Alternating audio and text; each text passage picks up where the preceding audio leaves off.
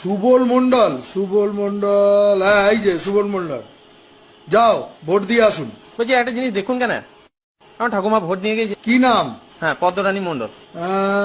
Padma, PAD, এই তো, হ্যাঁ পদ্মা রানী মন্ডল। কখন এসেছিল? 1 ঘন্টা আগে চলে গেছে। দেরি হয়ে গেল গো, 1 ঘন্টা আগে এলে দেখা হয়ে যেত। তোমাদের কি ঘরে দেখা হয় না নাকি?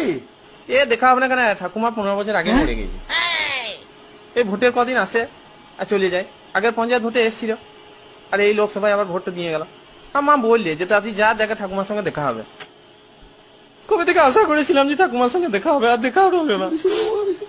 বলছি সামনে বছর আপনি থাকবেন, যে থাকে ঠাকুমা এলে আমাকে একটা ফোন করে দেবেন। তো খুব দেখার ইচ্ছে আমার ঠাকুমাকে।